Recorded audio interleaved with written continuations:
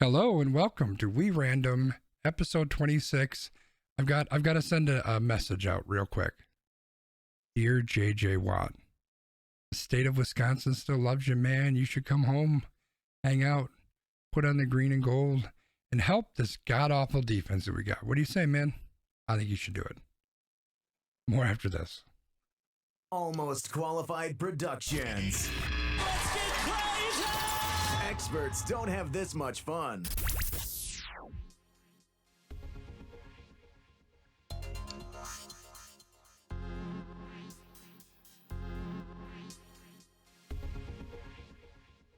Welcome to We Random, episode 26.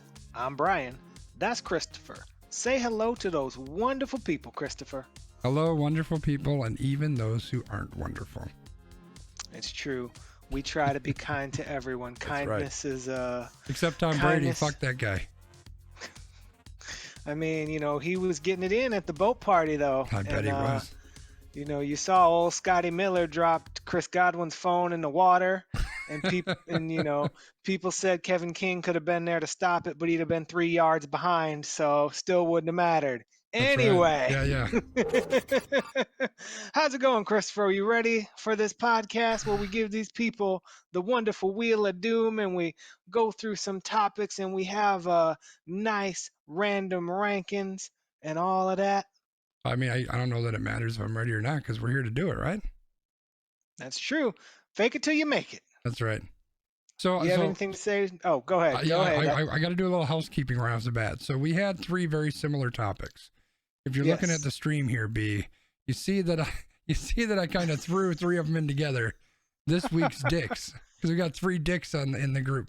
I'm wondering if we just want to do the dicks all by themselves individually. That's on the wheel right now, or do we do? That's the biggest "that's what she said" joke I've heard. But do we do the dicks all at once, or do we do the 3 dicks individually? They're on the wheel individually right now. So before we get into the wheel, though, we skipped the thing that we bolded in red. So, loyal listener, remember when we told you that we would give you the receipts of our playoff prediction, random rankings, and our prop bets? Today, this is the time for that. So, a playoff recap. The TLDR, the too long didn't read, we both got it very wrong. As you know, the Tampa Bay Buccaneers won the Super Bowl. I had one team in the Super Bowl, Kansas City. I got that right, but they lost in the Super Bowl, which I would have gotten right, but I didn't have the right NFC team. So I kind of feel like for our purposes, that was just kind of a wash because neither of us actually predicted the correct Super Bowl champion. Right. Yeah, pretty much. From there, our prop bet competition got a little bit more spicy. It did. So we had all of the different prop bets. Who would be the MVP? How many dogs would be featured in Super Bowl commercials? How long would it take the national anthem to be sung? And more. So we had 4 participants. We had MLE. We had Old Man Wiggum. We had myself, Landmark, and we had Sconzi. So, Sconzi, do you want to tell the people how our competition turned out? Yeah, for sure. So we had a couple big differentiators as you go through it, but for the most part, we were all pretty similar in what we picked. So the scores are, well, they're kind of close, except for Emily was a little bit out on her own, but for the most part, it was pretty close. So the final tally, Emily came in at 4.255. Old Man Wiggum came in third. Well, yeah, third, I guess, with 6.51. Remember that number, 6.51. And Brian and I actually tied for first at 6.515. So the 3 of us were separated by 0.005. And the big ones that I would call out is Wiggum got the MVP right. The 3 rest of us chose Patrick Mahomes because we were betting on the Chiefs to win. So Wiggum got that one right, which worked in his benefit. But he was also the only person to say that the national anthem would be under 2 minutes, which hurt him. And then the big one that gave you and I a big boost was what was the position of the first touchdown scorer? We both went tight end. Tight end. And of course, Gronkowski scored the first touchdown. So, yeah, those are the ones that made the big difference. But yeah, you and I came out on top, and then Wiggum, and then Emily. So in the future, we may do more prop bet things. We have to find sporting events that we actually care about to do it, because as much as I would want to do like wrestling prop bets, you probably wouldn't care. I wouldn't really know anything about that either. Yeah. You would just pick Goldberg. Goldberg in should the always over. win anyway. It's like, will this Goldberg match last longer, over or under a minute and 30 seconds? Always take the under there. And Old Man Wiggum, to clarify, we didn't care. We were just entertaining ourselves because our hearts were still broken that our Green Bay Packers were not in the Super Bowl. I also just want to point out, and this may or may not have anything to do with the fact that the Packers were not in the Super Bowl. This was hands down the worst Super Bowl viewing experience in history. The game was fucking boring. Tom Brady won, which is fucking boring. The commercials were boring. The halftime show was boring. Like literally, if it wasn't for the fact that, I was having a voice chat with a couple friends, actually with Wiggum and Brian, during the game, I would have shut the shit off, or I would have fallen asleep. Like it was just so bad, so boring. Well, in order to not bore our loyal listeners any longer, let's move to the wheel. But the one thing that I will tell you is I think you can combine the two dicks, Britt and the person whose name I have no idea. But Morgan Wallen, I want to talk a little bit more about that one. So while a dick, we can move that one out of the dick category. All right, so we're putting Britt's gonna be on his own dick. No, the Morgan's going to be... Morgan's his own dick? Yep. All right, well, then we're going to leave them all separate because I think there's enough differentiation there. We're going to do the dicks separate, chat. 3 dicks, separate times, because we don't want to take all the dicks at the same time. I'm spinning the goddamn dick wheel here. Yeah, what are the odds we're going to get a dick right off the bat? We did not. Well, I mean, there's probably a dick in all these stories. Opting out of Black History, B? What the fuck is that all about? So, we go to Utah. Maria Montessori Academy in North Ogden, Utah, experienced a public backlash after announcing plans to make participation in the Black History Month curriculum optional for students. The Academy director said, "We regret that after receiving requests, an opt-out form was sent out concerning activities planned during the Black History Month of celebration. We are grateful that the families who had initially questioned and concerned this have willingly come to the table to resolve their differences, and at this time, no families are opting out of the planned activities, and we have removed the option to opt out." So the school says that a few families had initially requested an exception from the instruction, but they declined to say how many families or what the reasons were. There was a individual from the Ogden chapter of the NAACP who said she contacted the school directly to ask about the decision to make the curriculum optional. And one of the other interesting points from this story is that data from the Utah State Board of Education shows that only 3 of the Academy's 322 students are Black, while 70% of them are white. This is just some bullshit. There's all sorts of dicks in this story. There are. What the fuck? We're sending an opt-out form to parents if you don't want to learn about Black history? So my whole thing, and this is something that Trevor Noah covered on his show, and he's like, the school should just make this their way of teaching people about Black history by saying, do you know who couldn't opt out of whatever they were told to do? The slaves. Yeah. You know who can't opt out of learning about Black history? Your children. Black history lesson solved. You're welcome. Well, I mean, the whole thing, and the fact that these quote, "We are grateful that the families that initially had questions and concerns have willingly come to the table to resolve any differences, and at this time, no families are opting out of the planned activities, and we have removed this option." Wait, so what you mean is these fucking asshole racist motherfuckers didn't want to be shamed, so they're like, "Oh no, we're sorry, just do whatever you're gonna..." Like, fuck you, people. This fucking irritates the shit out of me. Like what the fuck? Why do you want to indoctrinate your children into stupidity? I don't fucking get it. Like I just don't understand it. And this goes to the heart of what we talked about before, right? Like I take a very pessimistic point of view of the future of this country because of the way that things are going and the way that people are. And we try to look at the positive aspect of, well, you know what, the children are going to learn and the children are going to get better and things are going to get better. And then to the point that I had is that you've got the parents who are teaching the kids, and this is a perfect fucking example of that. These are people who are just passing their biases and their bullshit off to their kids. And you could argue, since this doesn't specifically call out that this is a racist, approach, that they're, that these are bigots or et cetera, it also doesn't say why these people are trying to opt out of this, right? So that kind of leads me to believe that's probably not a positive approach. Not that there's a fucking positive angle to this anyway. Right. All right, I gotta get off my soapbox. Well, and one of the things with this story in general is there are people who have said, look, like, as individuals from minority groups, we think it is important that all children learn about the struggles of different groups and how not to repeat those cycles, right? So I think that's the lens that we should be taking on Black history, is that a lot of people get real defensive about it and they're like, oh, well, you shouldn't be saying that these people are bad and blah, blah, blah, blah, blah. But it's like, it's not that we're trying to just throw blame on people or anything. We're trying to educate. This is what has happened. These were the repercussions from what has happened.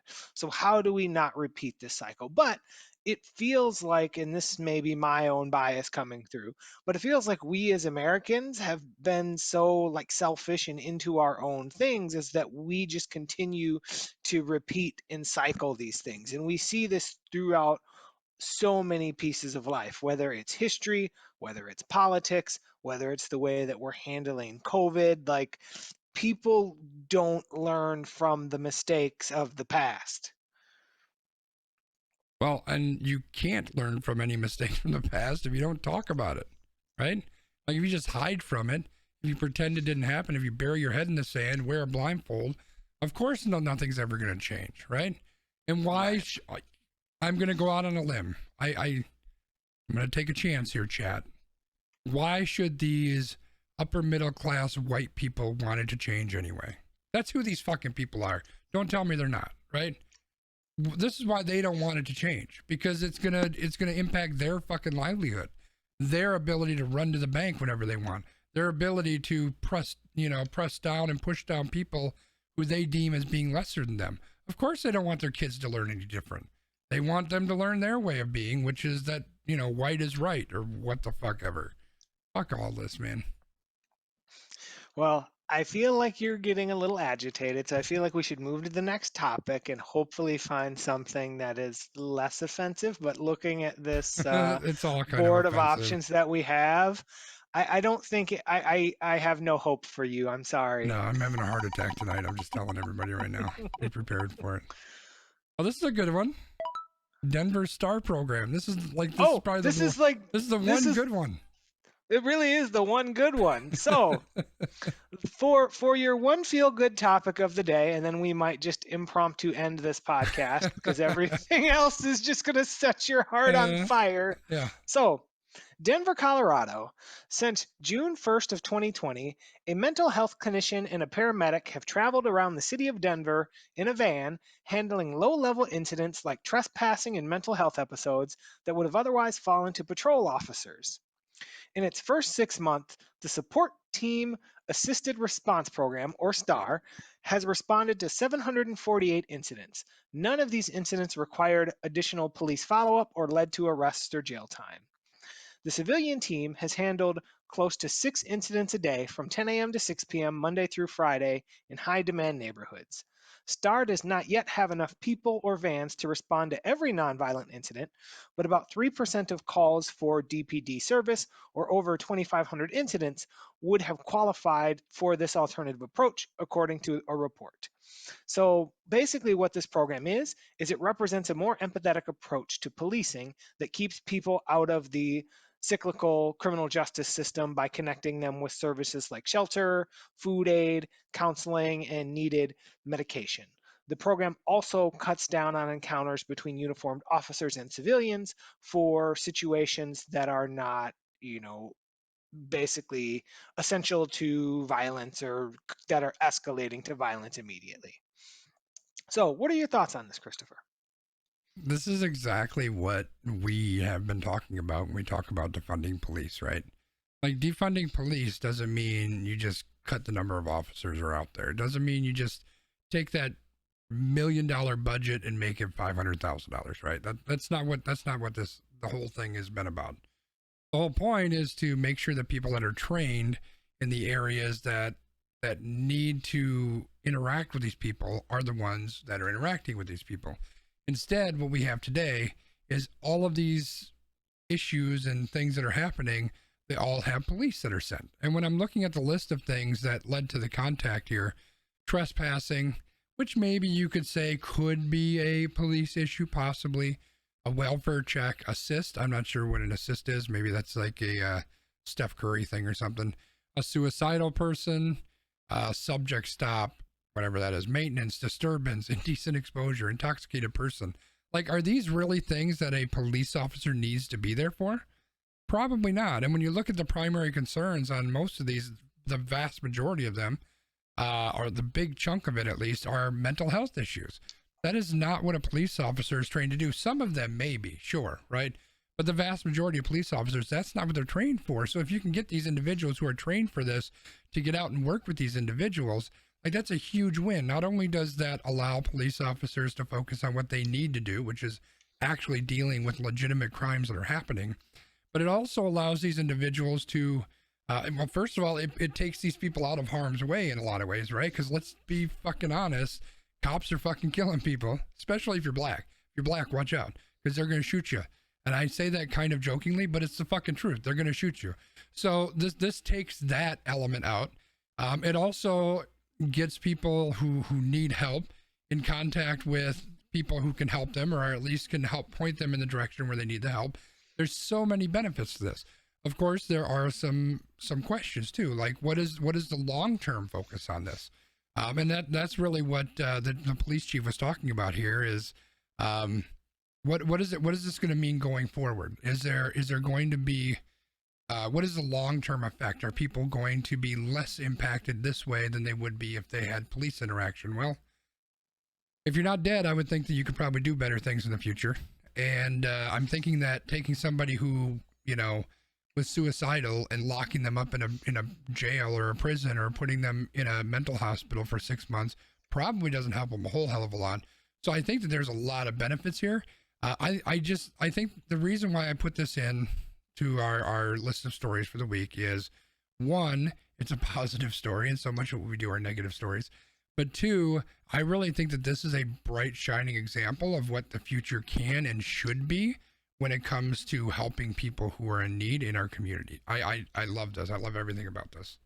Right. And that's one of the things that the police chief talked about is that, having these lower level calls go to the civilian teams isn't about reallocating budgets. It's about solving the two problems at once. So you're getting these individuals and residents who just need a little bit of a nudge or a little bit of help or a little bit of something, the help that they need, while also allowing the trained police officers to focus on the other high violence, high incidence crimes that require more of that tactical background. Right. So it allows for a more holistic and well-rounded approach to policing. And ultimately, it sounds like their goal is to fill out the program so every neighborhood can use the services 24 hours a day instead of just weekdays and during normal business hours. Now, a couple of the thoughts that I have about this are, I think that it's really good. I really like this approach.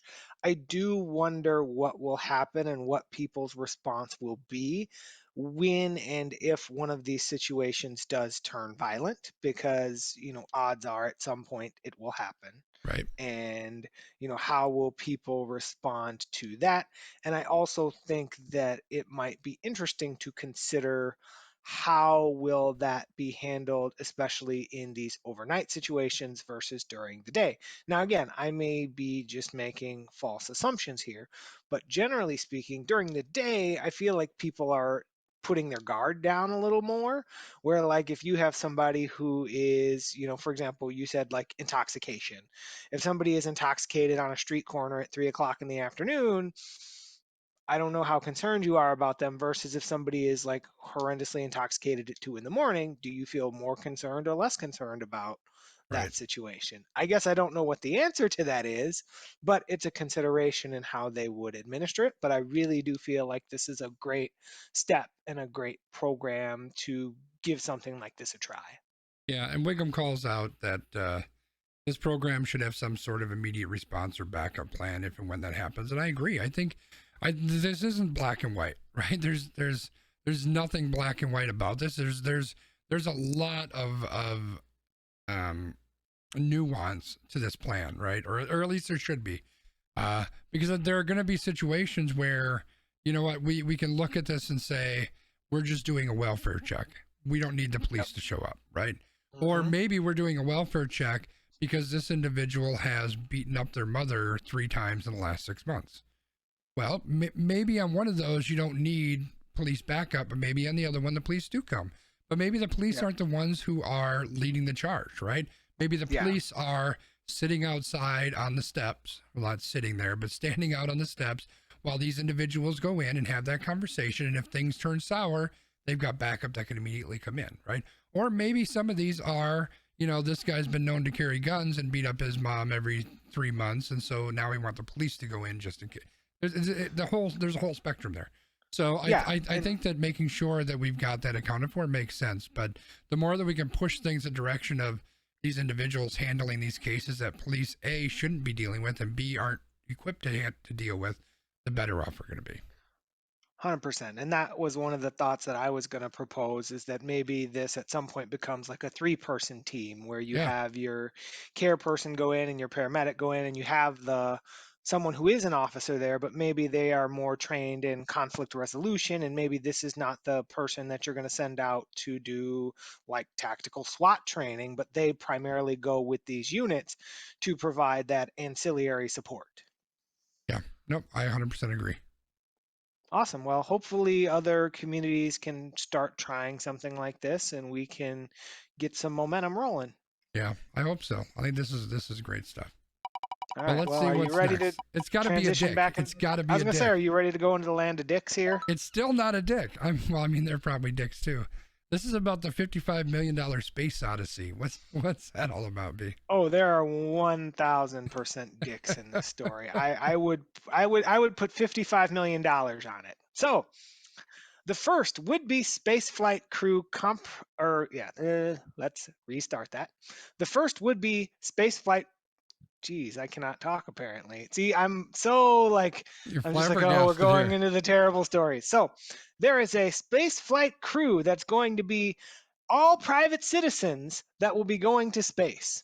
There are 3 extremely wealthy men who have agreed to pay $55 million each for an 8-day stay at the International Space Station. So, sometime in 2022, if all goes according to plan, the 3 men, Larry Connor, a managing partner of the Connor Group, Mark Pathy, the chief executive of Maverick Corp, a Canadian investment firm, and Ethan Stib, a businessman and former Israeli Air Force fighter pilot, will lift off from the Kennedy Space Center aboard a SpaceX Dragon spacecraft for what is scheduled to be an 8-day stay on the space station. Accompanying them will be Michael Lopez, a former NASA astronaut who flew to space 4 times and is now a vice president of Axiom Space, the Houston-based company coordinating the trip. So this individual is going to be overseeing the training and will serve as the mission's commander, so at least these people don't have to actually fly the spaceship. Emily just responded, these guys sound like a bag of dicks. You know what? That kind of seems to be the theme for the night, so they probably are. Yep. If it takes place as envisioned, the flight would mark a watershed moment in human space flight, one that, according to Axiom, will eventually make space more accessible and further erode the monopoly that governments have long held on space travel. The company is finalizing the deal and plans 2 flights per year, and possibly at some point will develop a space station of their own. Now, can I rant on this for a minute? Sure, go for it. I take a lot of issue with the whole, this will eventually make space more accessible and further erode the monopoly that governments have. You're charging people $55 million to go to space. True. That is not accessible. $55 million. That is corporate greed. What are you doing with that $55 million? You're not reinvesting that. You're not putting that into things. You're putting that in your pockets. Fair. Okay. You can go on this one. What would you like So to say? I was trying to look up the cost of space flight, because let's be honest, space flight is not cheap. When you think about all the things that go into it, on top of that, there's the just the hardware that we've got to get them up there. There's the fuel. There's all the people that are involved, because I believe that NASA still oversees all this stuff. So you've got all of that infrastructure that has to be accounted for. You've got the wear and tear and everything going on with the International Space Station. So this is not cheap. I didn't see numbers onto here, and I'm just kind of scrolling through it really quickly, but I'm sure it's not cheap. Now, whether it costs $55 million, I'm sure that they're making some money off of this, right? But I would imagine that it's not a $10,000 trip that they're charging $55 million for, right? I'm sure that the cost of flying them up there is millions upon millions of dollars. So that's probably part of the reason why it costs so much. That said, I do think that, this does make space more accessible in a couple of ways. So one, is it going to make it so that you and I can fly to space next year? No, of course not, right? Because it's still going to be incredibly expensive. Now, maybe at some point, as this continues on, this may be able to be made less expensive, potentially. I don't know that that's ever going to be the end case necessarily, but perhaps it'll get there. But I think the simple thing that they're talking about with accessibility is just the fact that somebody can do this, that a citizen actually has the ability to do this. Because before it wasn't the case. Like, NASA controlled space from a U.S. perspective. If you wanted to go to space, you had to go through NASA. That's the only way to do that. And now there's a private company. Not only is there a private company that's flying to space, but they're even being, what's the word that I'm looking for? They're being subcontracted, I guess, with NASA to fly some of NASA's stuff into space. So it's really a big watershed moment that things are changing from being wholly government owned to now a little bit more on the private side. And it opens up the possibility for people to do this. So I'm excited about it. I love the idea of going into space. I mean, yes, it's obscenely expensive to do it, but I'm sure it's obscenely expensive to put all that stuff together and to get up to space to begin with.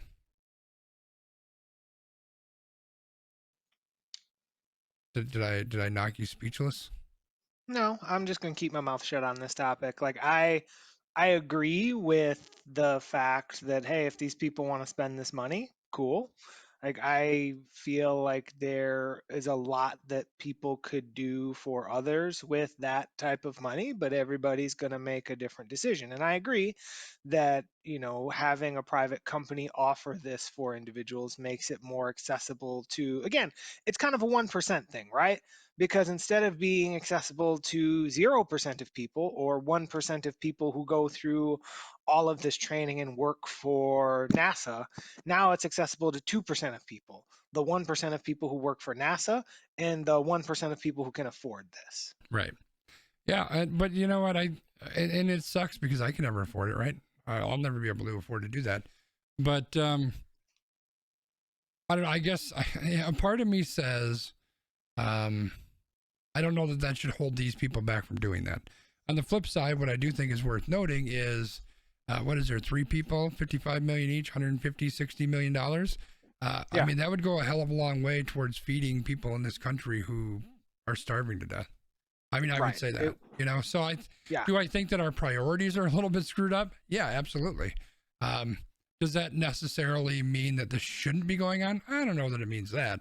I just think that as a whole, as a species, but especially as a country, we've, we've definitely got our priorities screwed up.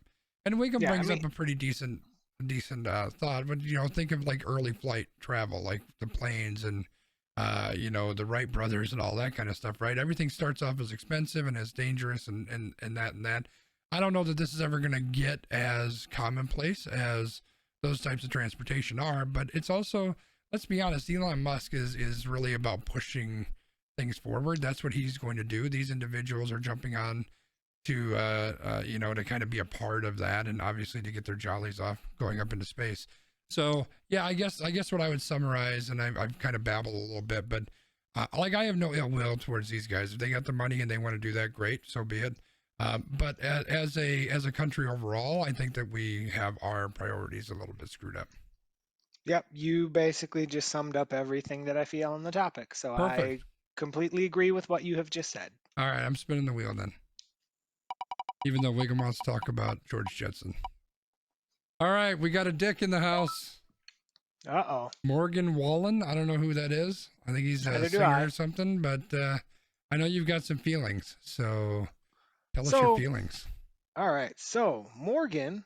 So, this article, kind of the topic of the article is saying that country music takes a stand on Morgan Wallen. So, the country music genre has become a mirror for the societal tensions that our country has been currently trying to navigate. Morgan Wallen was caught on tape using the N word. And this happened 4 months after he was mired in another controversy where he was supposed to be on Saturday Night Live, but then his invitation was rescinded after he had violated COVID safety protocols. So, after this video came out where he was caught on tape using the N word, Wallen's music and videos have been dropped by country radio, streaming platforms, and CMT. The Academy of Country Music announced that it will halt Wallen's involvement in the Academy of Country Music Awards cycle, and his label has announced that he has been suspended indefinitely. So, this is something that the country music field kind of came together and just basically said, like, hey, you shouldn't be doing that. And we can't have stuff like this. And then, kind of on the opposite side of the spectrum here, there was an artist, TJ Osborne, who came out as the first public male artist signed to a major record label in Nashville, and he came out as openly gay. So, one of the things that happened there is that the country music community seems to have really kind of rallied around this person, and they're really happy for him and proud that he's able to come out and be open with who he is in the country music community.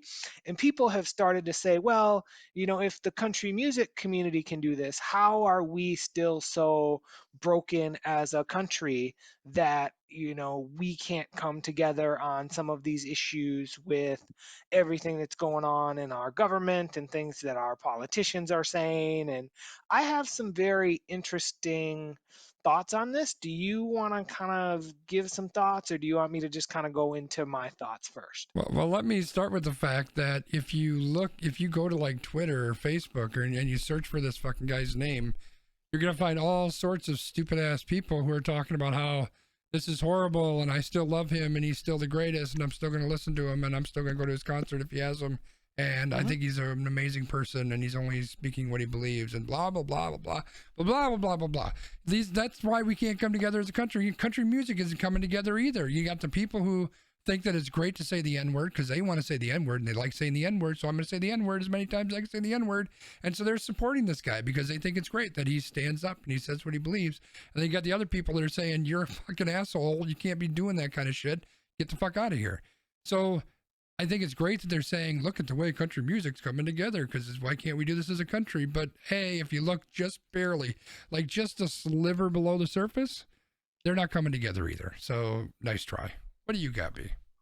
So my whole thought about this, I'm taking a little bit of a different approach. I think we're going to intersect though. So the thing about country music, right? So all of these record labels and all of these big things, they are not held responsible by people.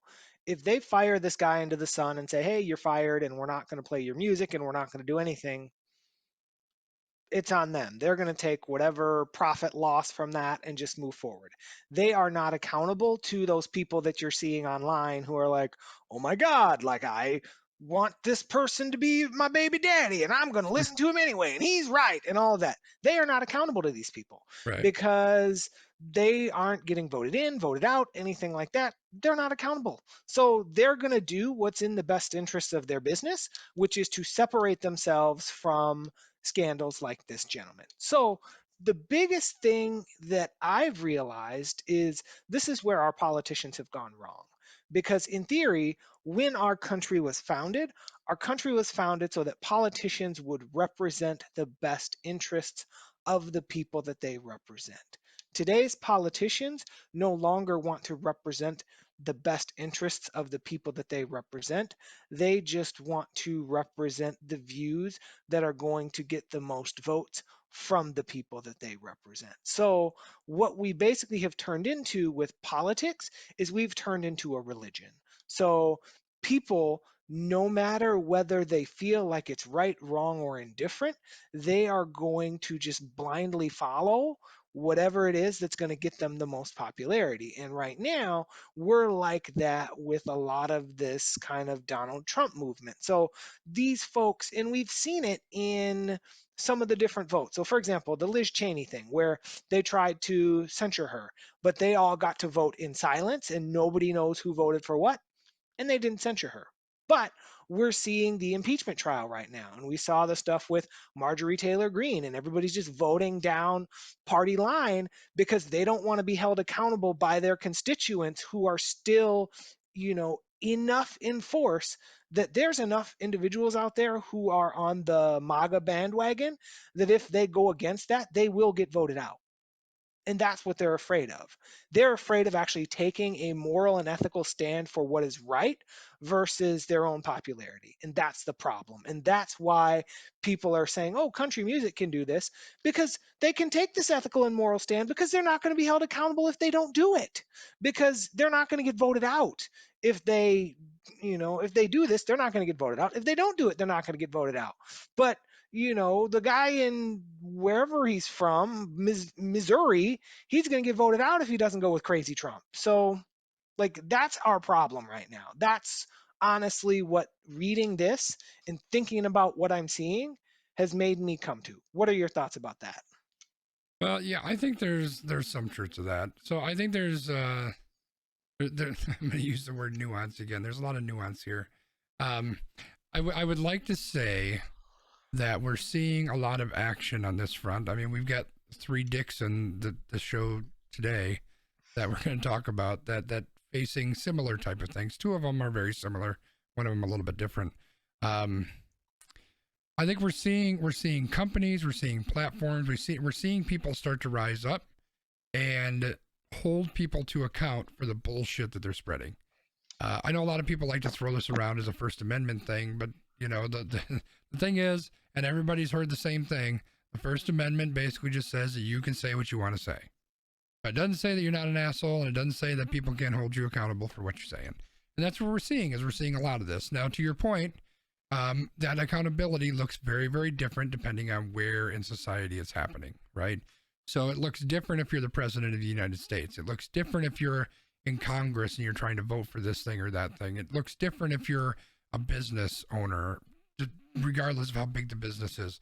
It looks different if you are a person on the end, if you're a celebrity, if you're not a celebrity, right? It looks different all over the place.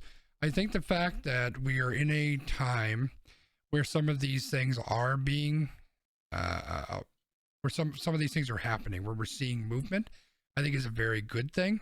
I do think that it's a slippery slope. I agree with that. I know there's a lot of people definitely on the other side of the aisle than I am who like to hound on that.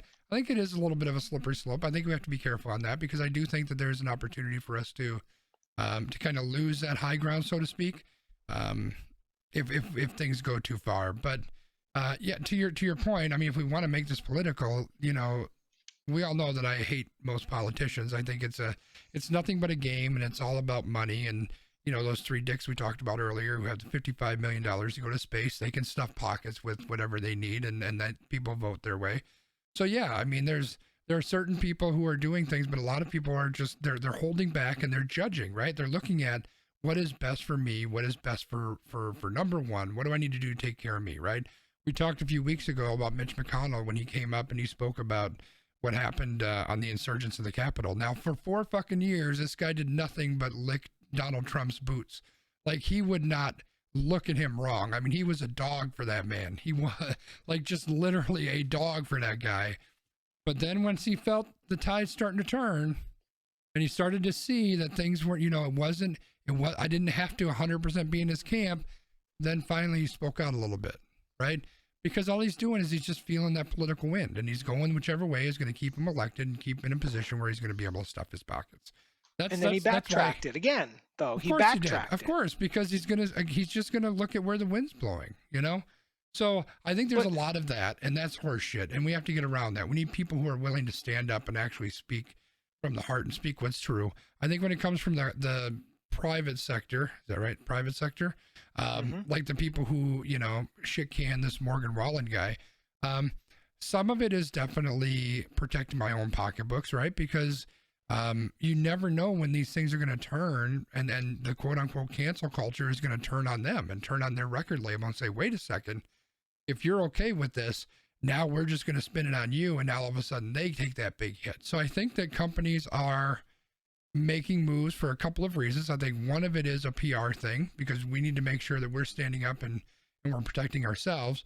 But I think there is also that side where it is, we also are protecting what's right. And I wish there was a lot more of the latter than the former. I'm pretty sure there's probably more of the former than the latter. But the fact that we're still seeing this happen is an important step. No, I would agree with that. And that I just wanted to draw that parallel between this and politics, because people are asking the questions, well, why are we not seeing this out of our politicians, but we're seeing it out of our private sector businesses? And in the end, it's a little bit different with the private sector business, because it's not like they get voted off the island if you know, they don't do what people consider as the right thing, right? So we, you know, you or I might go, you know what, Steinhoffels didn't do right by me, I'm never going to buy anything from them again. They don't care. They don't care about me. But if they were a, you know, politician and I could vote them out of office, all of a sudden I wouldn't have been sleeping on my floor 3 weeks ago. Right. Yeah. I think what we're looking at is public sector versus public, right? Public or private, whatever. You know, the two different sides of things, business versus politicians. It really is the approach of what they need to do, right? So business, they want to get ahead of it, because if they're ahead of it, it doesn't, like, they might get a little bit of backlash, but for the most part, it's going to be a positive thing for them, because we're out in front of it and we're making a decision. But if they are behind the curve, now all of a sudden, if this record company had not acted, then people could just completely blow up, and now all of a sudden they're getting attacked. So it makes sense for business to get out in front of it. Politicians can't do that, because if they get out in front, now they are all out on their own. They're not part of that big group base, where they're going to get a bunch of those easy votes. It could be a situation where now they're left and they're voted off the island, so to speak, right? So for politicians, it's the opposite thing. I want to be slow to change, because if I'm slow, then I'm still part of that group. What do they call that group in the Tour de France, right? Like the Peloton or whatever, like that one group that they all get the same time. Like, I just want to be part of that group. I don't want to be crazy. And then once, 3 or 4 people start to take off and get a lead, then maybe I'll follow and I'll be good. But until then, I'm just going to stay with the group. That way nobody can pick me off. Did I take it too far? No, I'm just feeling disgusted in general. So I feel like we should just move on to our next topic. All right, I'm spinning. We're going to get another dick, though. I'm just telling you, we're coming right back to it. Oh, we're not. It's not dicks. Man, we got all these dicks on the show, and we're not getting them. We're not getting the dicks. B, I wanted the dicks. Why am I not getting? Anyway. Oh, this was gonna be my topic for the patrons, but I guess we're gonna cover it here. Well, maybe we'll have more to say. This is about transgender athletes. This is a very interesting topic. Yep. So this is one that I saw and I immediately thought of you, because we started this conversation a couple of weeks ago, but then we didn't really continue it. So there is a Women in Sports Policy Working Group that has started, and a handful of scholars and elite athletes are on this group. And this group has presented a plan they said would allow transgender youth to participate in school athletics. Now, a very important part to know about this group is that none of the group's 6 members identify as transgender. Now, the group, which includes tennis legend Martina Navratilova and an Olympic gold medalist swimmer Donna De Verona, they claim to be the middle ground in a debate consuming state legislatures and agonizing equality advocates. The question is, do transgender girls have an unfair competitive advantage in sports? And the reason that I wanted to bring this out is because I feel like you raised that exact question when we had talked about this in a previous conversation. So the reason that this all kind of came about is that this proposal is an alternative to an executive order that has been signed by President Joe Biden that directs agencies to enforce the Supreme Court's June 2020 finding that the Civil Rights Act of 1964, which bans sex discrimination, applies to LGBTQ plus workers. Although Biden's order does not create a specific policy, the directive does interpret the ruling to extend beyond employment, specifically citing, among other things, sports for children. So LGBTQ plus advocates have promoted policies letting transgender youth play on teams where they are most comfortable, typically with the team of the gender they identify. Now, 17 states and Washington, D.C. already have policies in place that allow for this in high schools. Now, this working group has criticized those policies, saying that they allow transgender girls with unmitigated testosterone to enter competitions against their cisgender peers.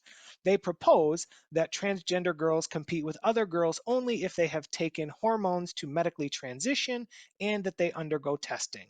They say that trans girls who did not qualify for this would be forced into a third category with their own heats, games, and podiums. Now, this group's policy aims to follow testing practices done in things such as the IOC, which allows transgender athletes to compete after medical transition and, all of the testing stuff that generally has to go on with the IOC.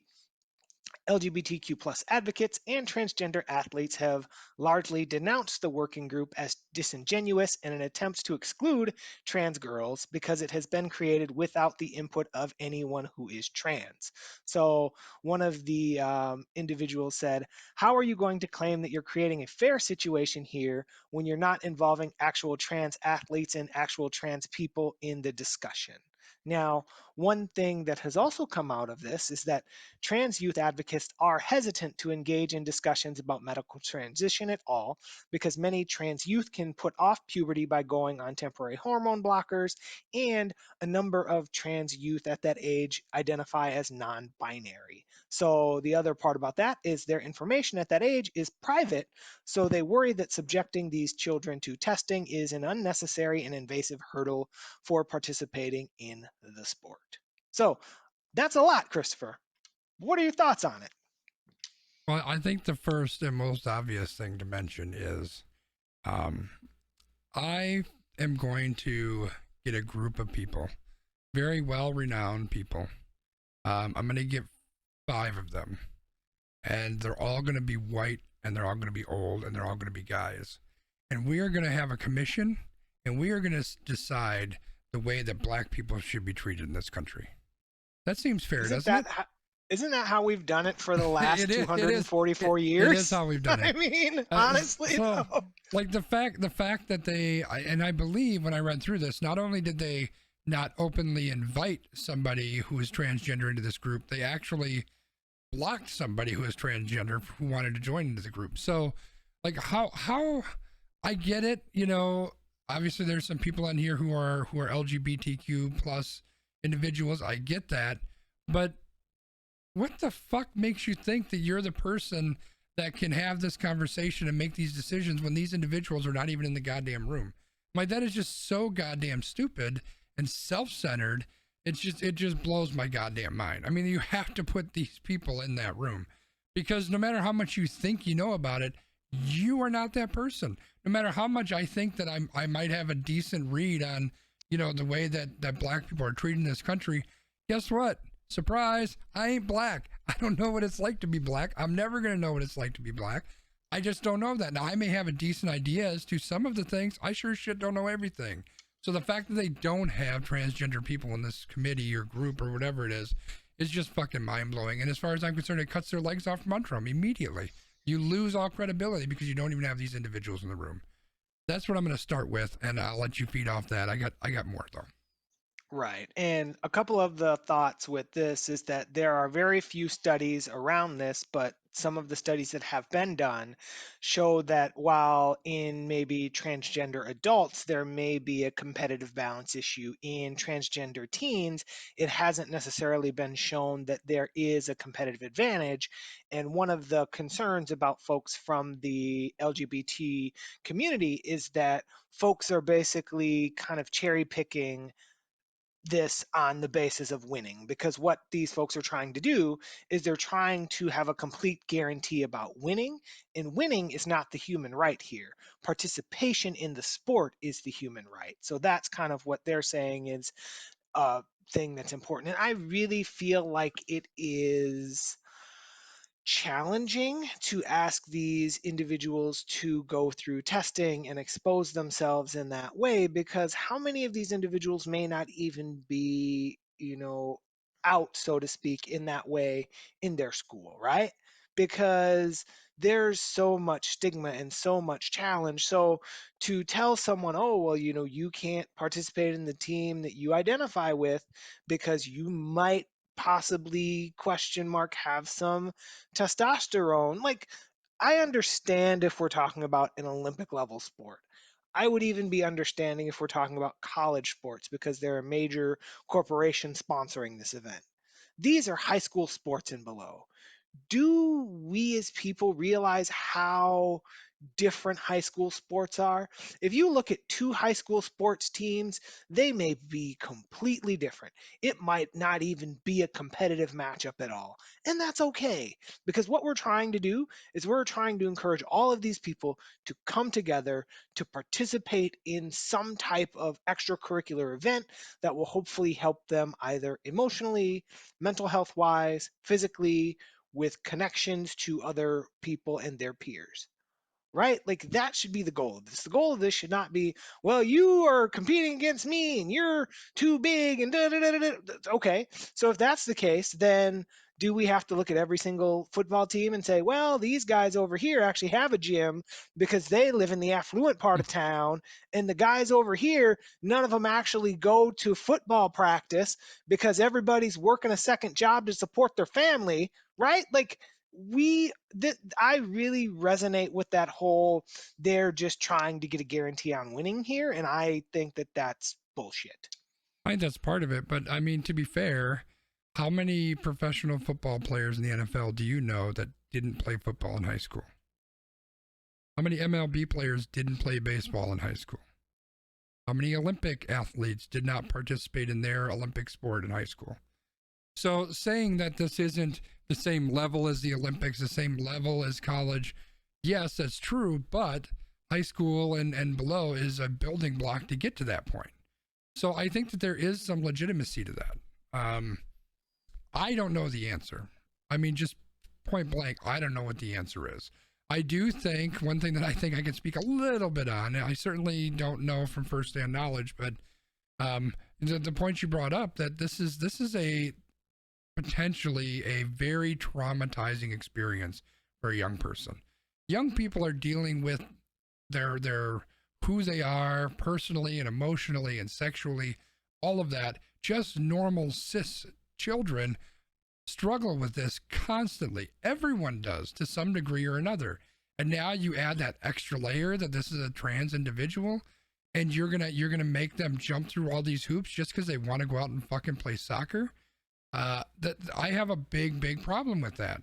I understand the competitive balance aspect of that. I even, in a way, I even agree with that.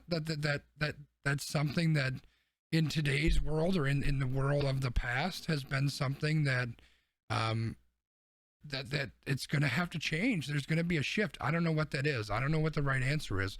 I know that there needs to be trans individuals in the room to figure out what the answer is, though.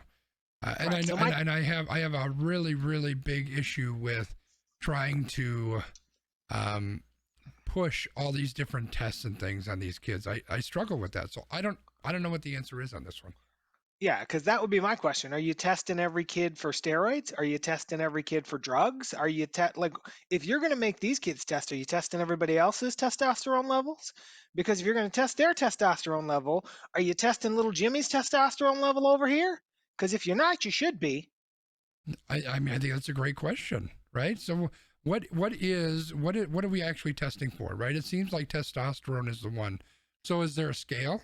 Is there a line? If your testosterone is over X, then you go to the quote unquote, I mean, you can't even really, do you call it the men's group? Maybe, maybe not. But are there going to be women who, I don't know how the testosterone works. I'm not a scientist. Is it possible there could be cis women whose testosterone level tests above that? Or cis men or boys whose testosterone level tests below that? Well, if In that's the theory, case, yeah. is it then men's and women's or boys and girls, or is it group red, group green, or whatever you want to call it, right?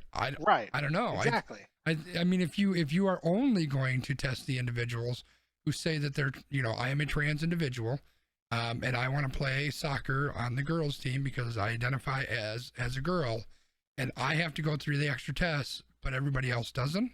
Now that is not even close to being okay. Right. And that's kind of where I'm coming from, because if we're looking at it like, they're not testing little Jimmy over here, right? So, and I'm with Wiggum here. How about sports is about fun and stops being so focused on winning and losing? Let those who want to play play. And the thing about this is what I was saying with high school and, elementary school and middle school. Yes, all of these people, or a majority of these people, played in high school. The folks who made it based on their hard work, their dedication, and their trying. I personally do not feel like having a handful of individuals who identify as trans being in their sport would have stopped them from getting there. Like I just feel like they're nitpicking this group. This to me is the same thing where people go, "Oh, I don't want trans people in my bathroom." Well, you really have a problem with the fact that you are afraid of predatory males. That's what you're afraid of, and you're using coded language to take it out on the trans community. And I'm tired of that shit. I'm with you. Here's the devil advocate's point of view, though. Wiggum says that sports is about winning at higher levels, but not with kids. You've probably seen the same videos on Twitter and Reddit and YouTube that I have. Parents freak the fuck out about this. So what's going to happen the first time a 10-year-old trans girl is out there playing with the girls and she scores 3 goals, and the other 10-year-old girl's dad is up in the stands and he flips out and does whatever he's going to do. You know what I mean? So there's a lot. This is not a black and white issue by any stretch. I think we just have to do right by these individuals. That's what worries me, is that we've got a bunch of children who are going through already a very, very difficult time. They're going to be isolated in their social pools. They're going to possibly be isolated at home. They could have serious home issues. They could be getting abused. On top of that, their school life is in upheaval because they're not going to know how to deal with them and treat them to make sure that they're equal. They're going to be discriminated against. That's going to happen everywhere. And now this one respite that they might have, now you're going to throw all this extra turmoil on that. So that's where my concern is we need to make sure somebody is in this room who can speak to those individuals and those children who are going to be impacted by this. That's the most important thing. I think the rest of that stuff can kind of work its way out. I don't think it's going to be easy, because I think it's going to be a big change in the way that people view sports right now. Let's be honest, this is in a lot of ways a sports podcast, right? We talk about sports a lot. I know that a lot of the people who are here chatting right now are big sports fans. And, sports has such a huge culture behind it. There's a lot about winning. And, we can say that, a 10-year-old girls soccer league isn't about winning, and you shouldn't worry about that. But I guarantee you there are people in that stands that think that their little girl is going to be the next, I can't remember that girl's name, Morgan something, that's going to be in the Olympics and going to make millions of dollars, and they're going to freak the fuck out if anything is impacting them. So I think that there's a lot of things that are going to play into this, and it's going to be a pretty legit change before things are going to get to a point where it might be some semblance of normal and some semblance of, an inclusive environment that is going to work for everybody. Right. And not to keep cycling, but that's what you've identified is the problem, because I agree with you. We need to take the concerns of this group first, and everybody else is putting their concerns into the forefront. Yeah. Yep. That's agreed. the problem. Absolutely. All right, so we're just at an hour, so I think it's time to It's time. we're gonna you ready for this, chat? Here it comes. We're gonna hold a couple dicks, and then we're gonna move on to Random rankings. All right. you get to hold the dicks, B. I'm not holding them. I mean, it's your stream, so you're definitely the one that's holding them. Fine, I'll hold the dicks. Okay, I've got the dicks. So while you're doing that, we're going to talk about our favorite ballpark foods. So the football season is over, so now the boys of summer are taking over. This week, Sconzi and I will draft our favorite ballpark foods. To be clear, this isn't what we grill in the parking lot. It's what we splurge on inside the ballpark, you know, when they actually let us inside the ballpark again. Maybe. TBD. Possibly. So what I did was I pulled a list of the foods that, in theory, will be offered at American Family Field when that field is available again.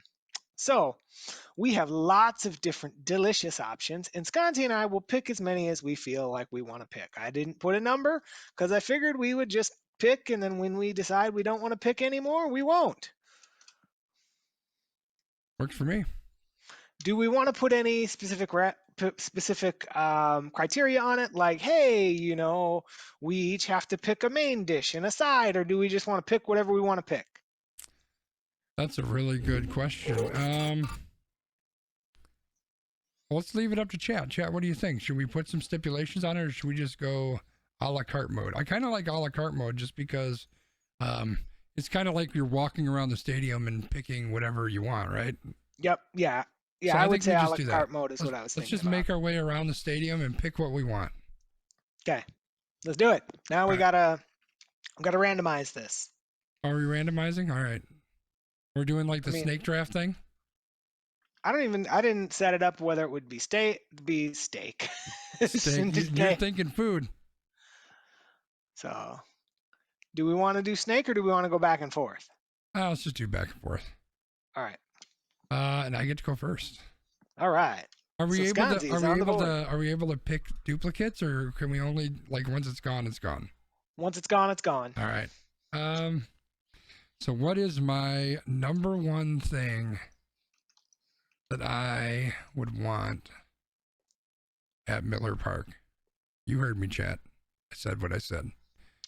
I mean, you might as well just write it down. You already know what the answer is. Just write it down. I'm looking at the sheet right now. Just write it down, Brian. Just put it in there. You know what it is. That's the one right there. I'm choosing the custard. It's always the custard, man. Even though people like to say, that's not really custard, that's soft serve. I don't give a shit what you call it. They call it custard. I call it delicious. Custard is number one. I was gonna say, if you're gonna pull the receipt, you gotta say the man's name. All right, so I knew you were gonna pick custard. I was gonna try to take custard from you. I know you were going to, yeah.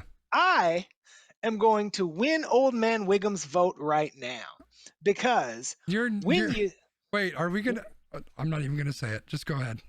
So while you're over there holding those couple of dicks, I am going to think about what do I want to do when I'm at Miller Park. So whether it's April or May or July or September, every once in a while, I want some nice, warm, toasted nuts in my mouth. And I am going to go ahead and take Old Man Wiggum's roasted nuts. We often sit right next to the roasted nut stand. We sit up in the 400 level, and there are days where all we smell are those roasted nuts coming right into the seating bowl. All you smell are nuts, man. Yep. And every once in a while, Old Man Wiggum will buy the nuts, and he will say, hey, would you like to put my nuts in your mouth? And we go, I think we would. So I am taking Old Man Wiggum's roasted nuts. That's a good choice. That is a good choice. You know, I want to take what I can't take, B. That's what's really bothering me. What you can't take? No, I want that old school fucking hamburger that they don't make anymore.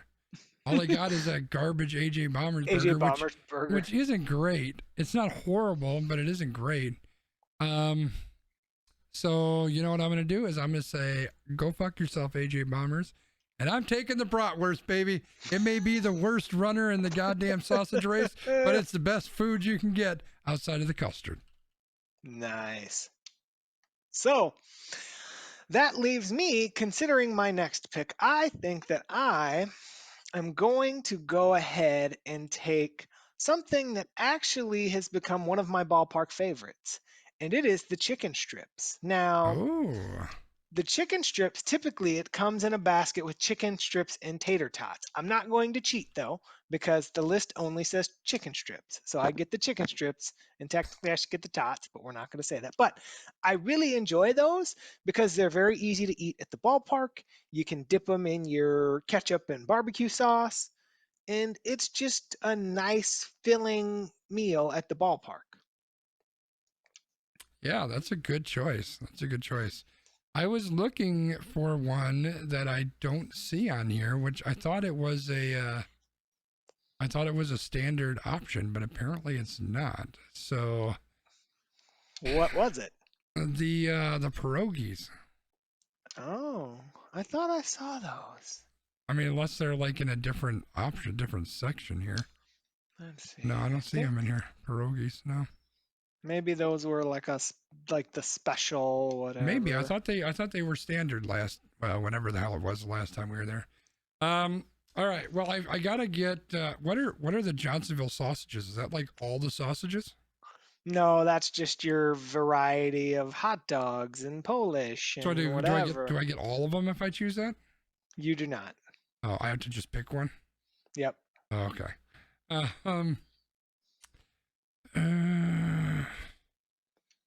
You know I love my burgers, but man, totally say casserole, not hot dish. What the hell is a hot dish? You know what a hot dish is? Is when you warm up your casserole and you try to take it out of the fucking microwave, your dish is hot. That's the hot dish. I kind of want to go with, let me just think.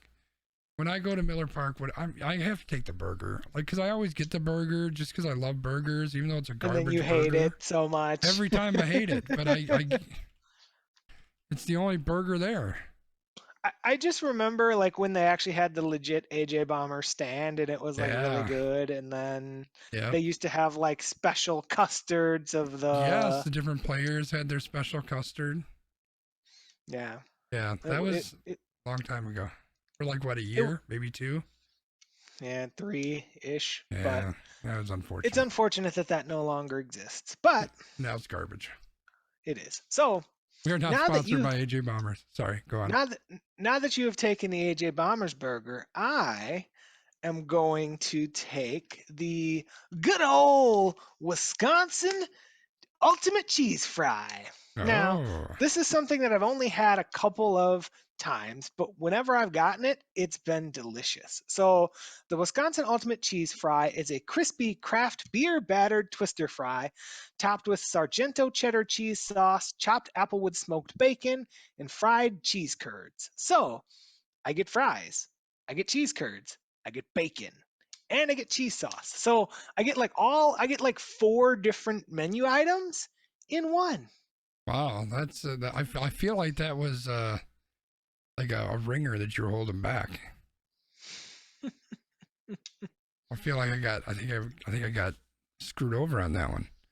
No. How many are we at? We're at 3. We got to keep picking. 3 So each. How many rounds are we going? probably 5. That's what we normally do, right? Okay. Yep. I just needed to know because I've got a couple and I wanted to make sure that I don't leave something out. So if I take the baked potato, do I get all the baked potatoes? Nope, you just get a standard boring baked potato. I'm kidding. You can choose one of the variants. No, I want all of them, just because I know that you like the baked potatoes. I have boycotted the baked potato since they got rid of the Chipotle chicken baked potato. Oh, okay. I'm boycotting the Dippin' Dots because it's not the ice cream of the future, no matter what the fuck they say. Nobody eats that shit. Oh God, what else do I get here? I mean, I get the other sausages, so I guess I I mean, to be fair, you can go with the pierogies because they're not on. There's something on because there's stuff that's not on this list that I know that they sell in the seating bowl Yeah. that I would buy, but I think I'm gonna throw not much of a curveball. I'm gonna take the mac and cheese. okay. That's not a curveball at all, but that's No, definitely a their you. mac and cheese is okay. It's certainly not great, but it'll tide you Yep. over. Okay. So now, assuming that we're eating Oh, all of I totally should have what, taken all of the sausages so I could do the sausage cycle. right? Damn. You should have done 4 sausages and then the custard. Yes, that's what I should have done. Damn it. I missed So my chance. I've got my roasted nuts. I've got my chicken strips. I've got my Wisconsin Ultimate Cheese Fries. I've got 2 options left. So one of the ones that I'm going to take now is something that's kind of a niche item, but I think that it'll hit home with our crowd. So let's say that it's July and we are at a 3:10 game and it's 96 degrees outside and you're sweating and the custard machine is broken and you just need something nice and cold in your mouth. What do you Don't get, get Christopher? Dippin' Dots. What do you get, Christopher?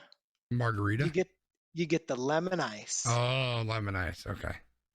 So lemon ice is one that I don't always get, but it's something that like when I get it like maybe once or twice a year, I get it on those really hot days and it's fantastic. Hmm, I knew nice. you would like that, Wiggum. You didn't know where I was going, but I knew you'd like it. I'm a little disappointed that the margarita isn't on here. Well, none of the beverages are on there, so you can draft the margarita if you want it. I'm not gonna No, stop you. I'm gonna have to take another sausage because that's probably what I would end up getting anyway. I don't know which one. Can't even buy the chorizo there anymore. What the fuck's up with that? Probably the Italian. You can take the veggie dog. Fuck the veggie dog. I'm taking the Italian sausage. All right. I've lost my momentum. I went with the custard and then it was all downhill from there. That's fair. So for my last pick, I'm actually torn between a couple of options. So I could go with more of a like snack item or more of a meal item. So I think I'm going to go with more of the meal item. So the Brewers have something called a Nacho Grande, which is basically nachos. And you get to select your topping, whether it's like beef or chicken. And there they still have my nice chicken. So I typically get the chicken nachos, and I have been known maybe once a year to get the giant nacho helmet and share it with people. So it's a very delicious time. And it's one of my favorites at the ballpark. Maybe don't share anymore in COVID times. I'm just saying.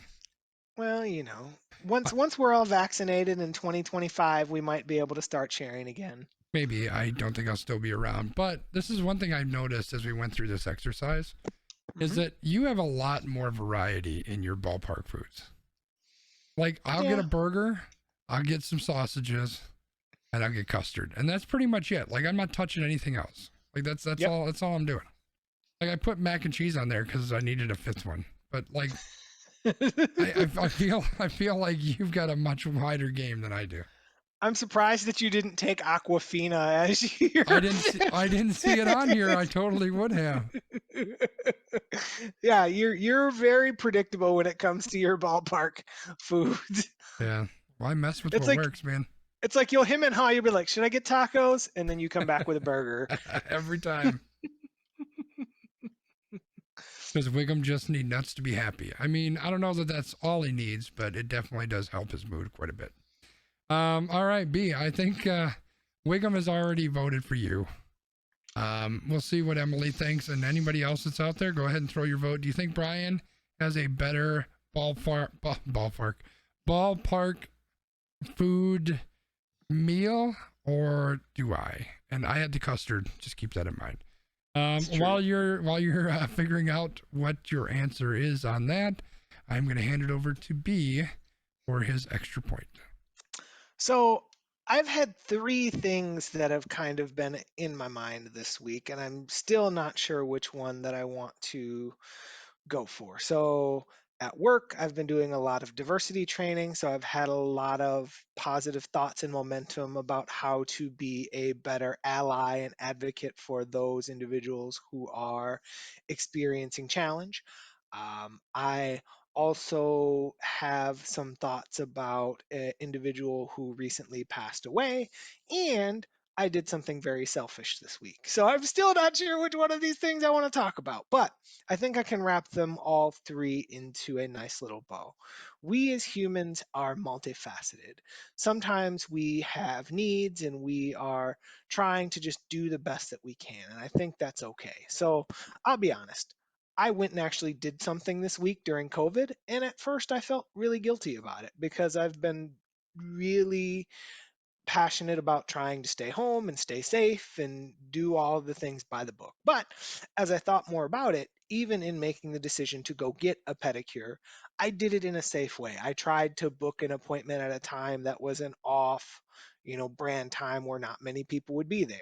I made sure to go to a place that I knew was going to take appropriate safety precautions. I tried to do all of these things right in doing that. And I know that I still took a risk and I felt bad about that. But at the end of the day, it is what it is. And then one of the things that I learned this week was that one of the individuals who was an equipment manager for the Milwaukee Wave passed away. He was still pretty young, but apparently had a health issue recently that took his life. And it was sad for me to think about that. Obviously, I haven't been around the Wave recently, but just seeing how he was able to interact with the players, and his dad also has worked there for a long time, so it's kind of like a real sad family moment for them. But just seeing like the outpouring of love and support for him and the impact that he has made on other people's lives made me kind of do a lot of that self-reflection of hopefully, when my time comes or when the time comes for other people, we're all able to make that kind of impact on other people's lives that when we move on, our legacy and our, deeds that we've done can be remembered and we have made positive and substantive change in the world. So do what you're doing, take care of yourself, but keep trying to be the best you because hopefully people will remember that even if you never know that they will. That's a good point. I think I'm going to echo some of that. So I've been pretty open with the fact that I haven't felt good in the last couple of weeks. And it has me scared. It has me really scared because it's pretty serious. And I honestly don't know that I'll be here tomorrow. So obviously that lends itself to all sorts of different thoughts.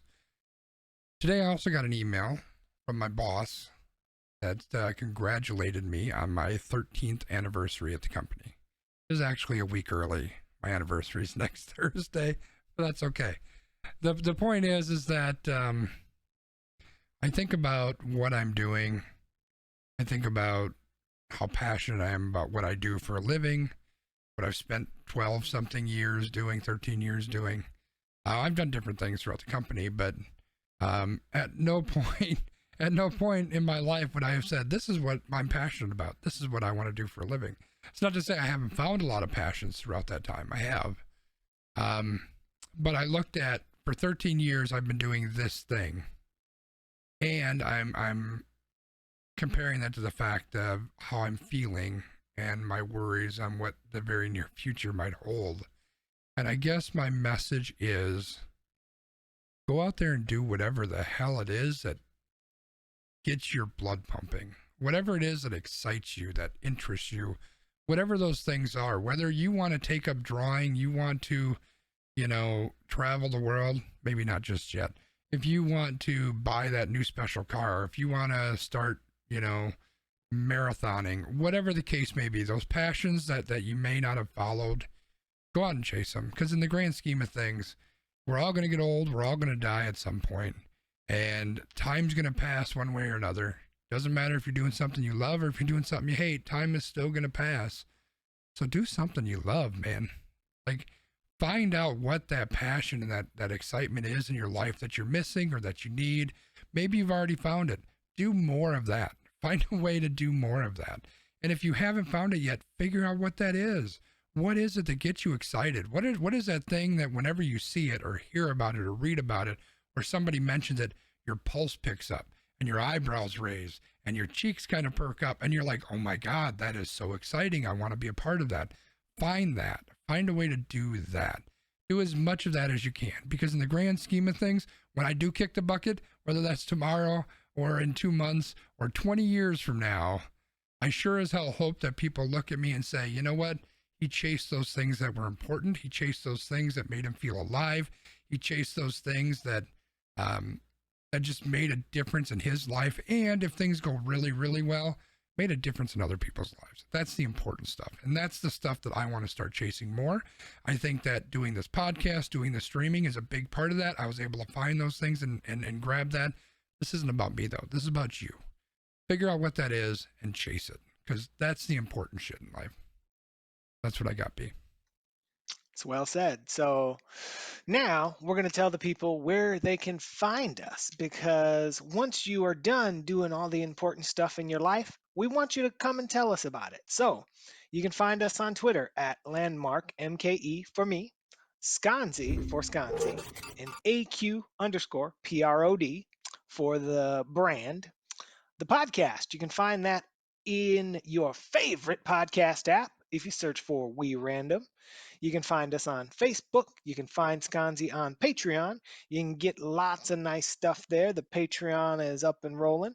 You will be able to sign up. And if you sign up, you'll get to hear some extra time. And that is where Christopher finally will be able to let go of the dicks that he's holding. Maybe, but you can find us. Please let us know how you're doing. Give us some feedback on the show. Let us know what you like, what you don't like, what you'd like us to do going forward. We're just two guys who can't go hang out at a bar right now, so we give you a podcast. But do you have any other thoughts for the people, Christopher? I do not. All right. Well, until next time, stay safe. Do the best you can to be the best you, and we will talk to you next week. See you, everybody. Wiggum, one of the things that I will say about you is you are one of the most thoughtful people that I know.